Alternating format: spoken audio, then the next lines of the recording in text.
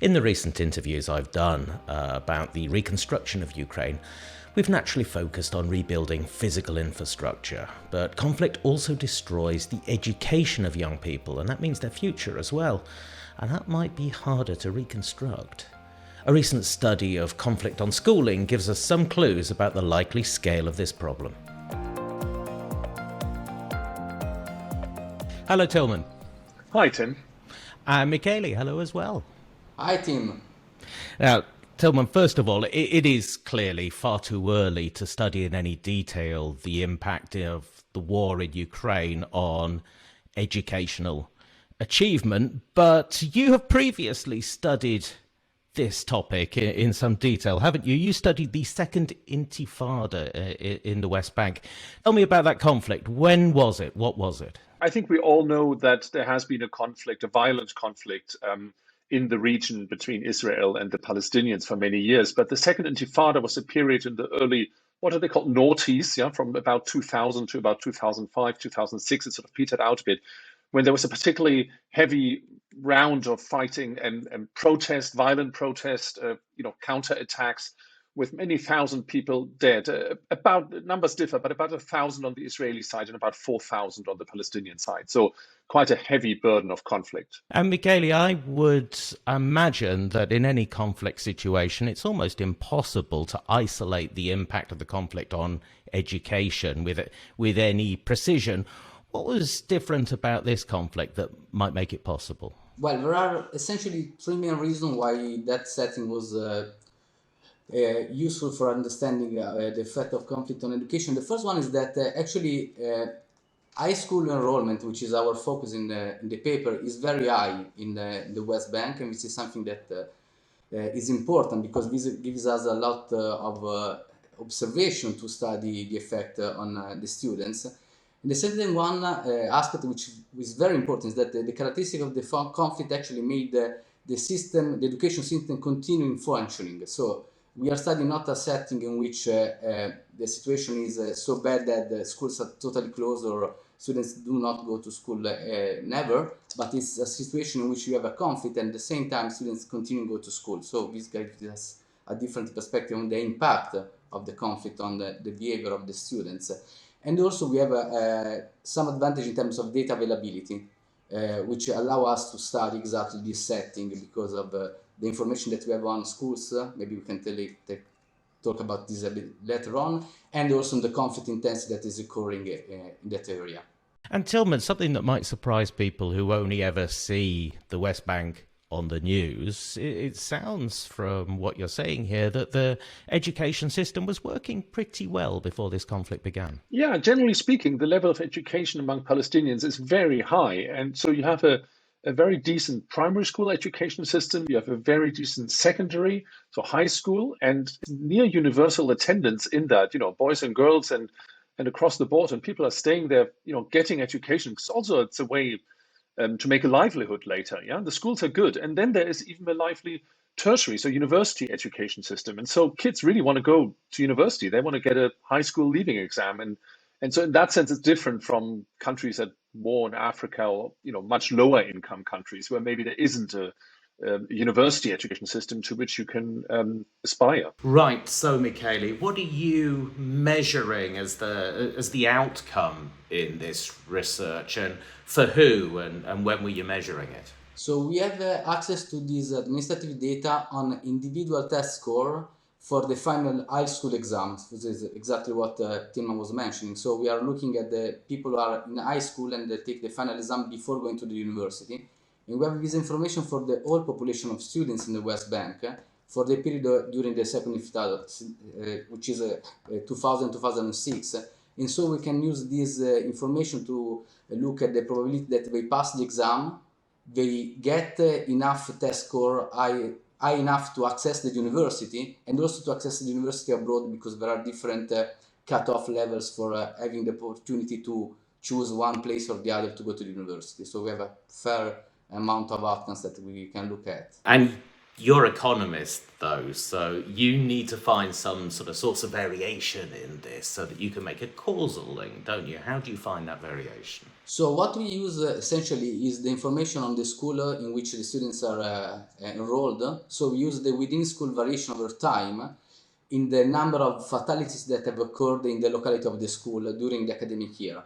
So essentially we look at how much violence has been occurred around the school where the student is during the period in which he's preparing to the exam, essentially. So Telman, what's the headline result here? What was the effect of violence on educational achievement? And I guess for the young people who are affected, what does that mean for them in their future?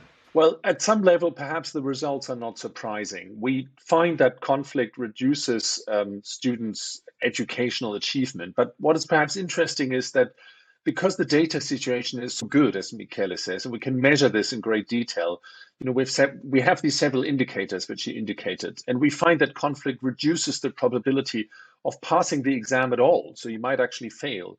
We find that conflict reduces the total test scores at the exam. So students get worse grades in the final exam. And that's also critical. It reduces the probability of achieving the minimum test score you need to get into university. So the doors for university are closing for some kids as a result of the conflict. And maybe the last one, this effect is actually more negative for the less able students. Yeah, so the kids who maybe find it harder to start with, they're sort of held back even more as a result of the violence near them. Michele, what's causing this? Do we know? Is it the problem with the schools, the quality of the education they're getting, or is it the impact on the students, the stress of being in that situation? Both of them. One interesting aspect of our analysis, as Tilman was saying, essentially is not probably the main effect, so the fact that conflict reduces the performance of the exam, but why it occurs. And we tried exactly to work a lot on that, and we are able to document essentially the two mechanisms that we have in mind. On one side, we show that essentially the conflict worsens the learning environment in terms of quality, and in particular, we find evidence that higher conflict intensity increases the density of students in the classroom. So somehow the conflict reduces the availability of rooms where students can study, and so they are forced to study in the same room, and this obviously reduces the quality of the teaching and the quality of the learning capabilities of the students during this period. So this is something related like to the infrastructure story of conflict affecting the buildings and so on. But we also try to check whether we find some evidence of a psychological effect. And so we show that when we look at the direct effect of conflict on individuals, so when we look, for instance, at the per capita level of intensity of conflict in the locality, we show that this effect is very strong, which suggests that it's not only living in a place where there is conflict, but if the probability that you are exposed to a violent event, this affects you. And we also show, most importantly, that events that have occurred the month before the exam are the ones that have the largest impact. So clearly saying that there is something related to the timing of the events to which you are exposed, and so probably your experience of the event. And the final point, which is also quite shocking, is that if the one who is killed is a young, the effect is larger. It suggests that there is an element of, let's say, identification with the victim, and so all these probably psychological effects are very, very relevant in terms of then the simple taking the exam and the performance that you get there. Michele, from what both of you are saying, there is a differential effect on different types of young people, aren't there? Remarkably, some seem not to be very much affected by it at all, but others suffer more, yes? Yes, exactly. So exactly because of the mechanism that we identify, we have confirmation of this because, for instance, we find no difference as for gender, because as for the mechanism that we have highlighted, there is no reason to expect that difference in gender matters when you have overcrowded classes, or there is no difference in the psychological impact. While there is a difference in terms of the probability that lower ability students or students that come from lower income families may have been affected more, because imagine that you are in a school where your learning environment worsens a lot. It's likely that the negative impact of that is larger for those that have no other places where to study or where to meet other students or discuss things. So that is a difference that we find in our results when we exactly document that for those that have lower ability, the impact is larger than those that are coming from welfare families, for instance, welfare families. Tilman, wherever this happens in any conflict situation, clearly this problem is devastating for the children who are affected, who lose that education and their passport to the future. But I guess if you add this all together in the aggregate, there is also an effect on a country's economy as well. Yes, I think so, because these are long-lasting impacts. Yeah, and I think that's important to bear in mind. I mean, no child likes getting poor exam grades. That's a short-term, discomfort from that. But if it stops you from passing, and not finishing formally your final high school year, or if it stops you from getting into university or into the subject that you had wanted, then these are lifelong consequences for these children, and in fact, perhaps also for their children. So it might even be intergenerational. So basically, human capital accumulation is inhibited at this critical juncture. And because of the effects that Michele also pointed out, the inequalities, it might also worsen the sort of income and other inequalities between different groups of society, and change the structure of the society. So these are, this is quite a critical moment in the life of the kids. And so that's why it's so important to really understand what's going on. It's difficult to talk about policy in Ukraine at the moment, isn't it? But is there anything, knowing this impact, is there anything that can be done in Ukraine now and in the near future to reduce the scale of this problem? Yeah, I mean, just to be very clear, of course, it would be ideal if the war stopped and peace broke out, so to speak, yeah, and especially a just peace. But in the absence of that, so talking about what we would call secondary prevention measures, I think looking at the mechanisms that we identified, if one could help protect or reconstruct swiftly damaged school infrastructure. And thinking of Ukraine, for example, not all damage is sort of on the eastern front line. There are these rocket attacks, some of which appear to be targeted against school infrastructure, but in areas that are quite clearly held by the government and which are, broadly speaking, relatively safe.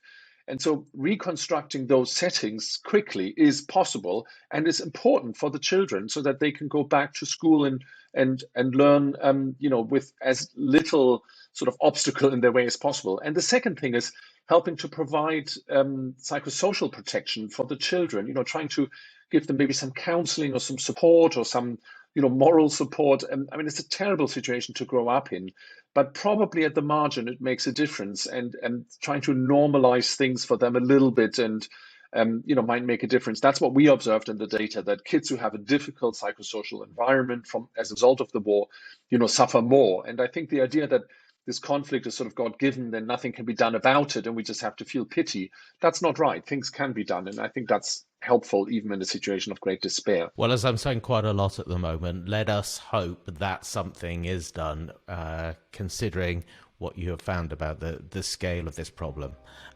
Thank you very much for talking about it today. Thank you, Tilman. Thank you, Tim. And thank you, Michele. Thank you, Tim. So 2 ways to find out more about this research. The first one is an article on Vox EU. It's called Learning the Hard Way, The Effect of Conflict on Education. The authors, Tilman Buruk, Michele Di Maio and Sami Miari. And that was published on the 19th of April.